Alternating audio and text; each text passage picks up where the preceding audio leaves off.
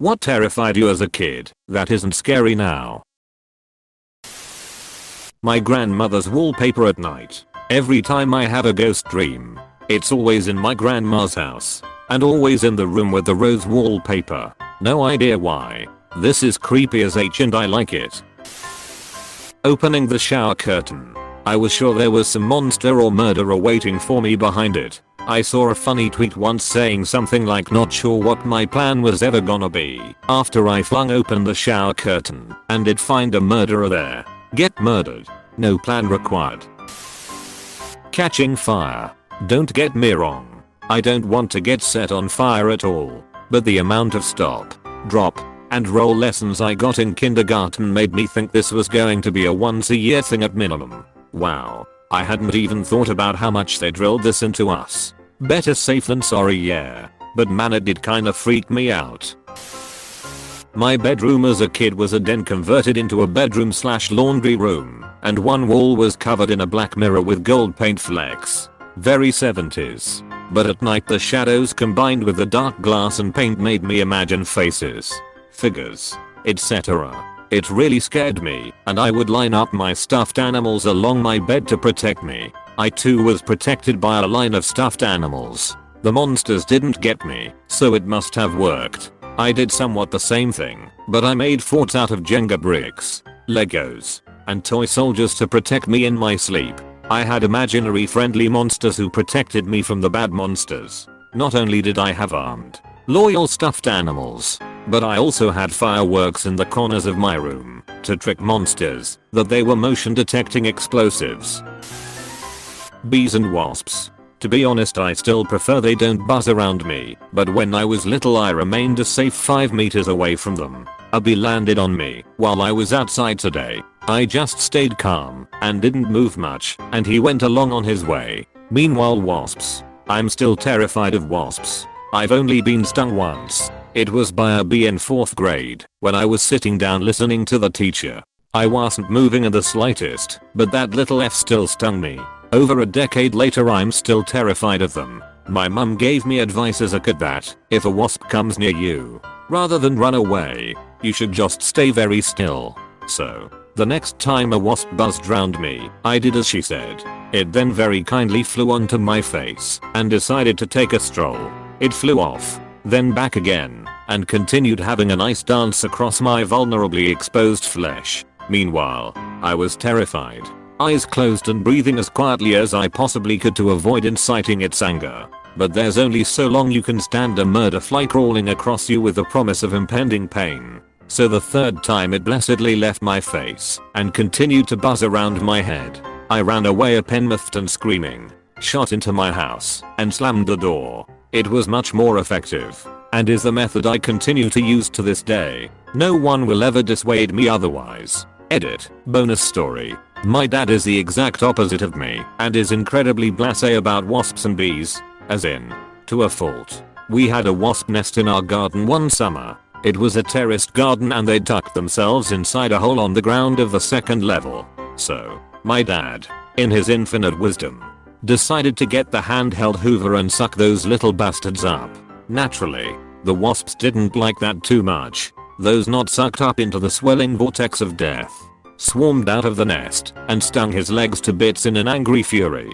That was the summer he learned he'd developed an allergy to wasp stings. He limped around for about a week in sandals with his swollen feet straining to break through the straps. And fat, watery blisters the size of oranges adorning his calves and knees. A nice mental picture, I know. The next time another evil horde invaded our garden, you know what he said? Time to hoover them up. We didn't let him. A straight row of fully grown trees grew up in the desert. Trees were around but not packed densely and were mostly palo trees or palm trees. But there was a row of trees that looked like what I consider most would imagine typical trees look like.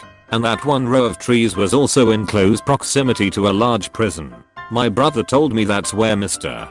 Bujadi lived and where the escaped murderers would hide when they'd break out of prison. Oh yeah. Did I mention we had a guy break out of prison and murder the town librarian when I was a kid? So, yeah. Tree lines. Edited to at, in my haste last night I did not go and fact check my childhood memories. I had conflated escaped inmates and the librarian murder into the same story. It's not. What I was confused about was the memory of my dad picking me up on my walk home from school. Normally I would walk past the library because he knew that the search for the murderer of the librarian was ongoing.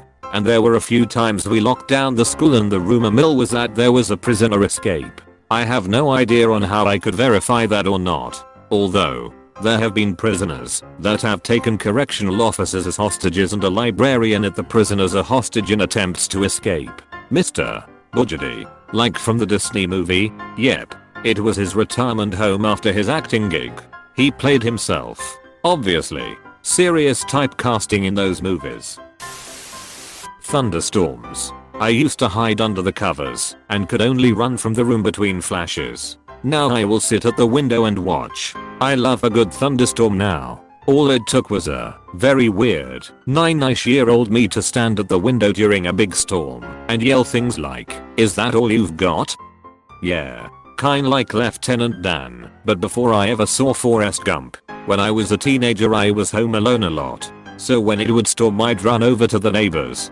However, they never let anyone in their house, so he'd stand outside in the storm with me. So I wasn't alone. Stay in a house where I'm dry alone. Or stand out in it. Yeah, I wasn't the smartest kid sometimes. I feel like there is so much more to this story. Probably. Their house ended up getting condemned and they bought a new house. They are great people though, and I still keep in contact with them. Flushing the toilet. Did you watch those bizarre commercials with the talking toilet in the early 90s that scared you as a kid too? No, I watched Stephen King's It, and I realize all pipes go to the same place, and if he could come out of the drain in the shower then he can also come out of the toilet. That's legitimate too. The dark. Just kidding, I'm still a little bee. I had to sleep with a night light or hall light or TV on my whole life. Then I just stopped. And now it can never be dark enough. I love hotels. Dude, same. I don't sleep near as well if I don't have absolute darkness. Act turned down while I own my fan. 4 feet from my face lol. I love hotels as well. One of my favorite things to do. Sometimes I'll get a room in my own town just to sleep in one for a night or two. Good times. Thank God. I knew I wasn't the only one. There's one in town with a heated pool I use in the wintertime. Do an off week and I'm the only guy there. The movie Jeepers Creepers. Wait till you see the second one. That bus scene kinda scared the s out of me as a 12-year-old. Running up the basement stairs after turning off the light. J/K. That s is still terrifying. I'm 35 and I still do this. If someone says they don't I'm pretty sure they're lying. Nah, just broken spirit. I'm the only monster in this house. Hades from Hercules. Now I like him better than any other villain. Yes, Hades is the best villain. Thistles and cacti. Basically any plant that had nasty spikes. Whenever I'd walk in a grass field and see a tiny thistle plant near my foot, I would stop dead in my tracks and call for help. Nowadays, I still get uneased at the thought of falling onto those things, especially the giant thistles. I fell into a gorse bush once. It took me nearly a month to get all of the spikes and splinters out. They didn't hurt and weren't infected or anything, but they were there. Being spanked. As a kid, I was somehow able to watch the first 2 Jurassic Park movies so much that I knew the script off by heart by age 5, but an episode of Thomas the Tank Engine scared the s out of me. This was about the time the show started to move away from adapting Audrey's stories and started writing their own scripts. As part of this, they decided to make a bunch of spooky episodes. I was fine with all of them, except one about a big boulder. From memory, the gist of the story is they open a new quarry right at the spot a gigantic boulder sits on top of a cliff. One of the engines, Rusty, hates the place cause it feels as if the boulder's watching him.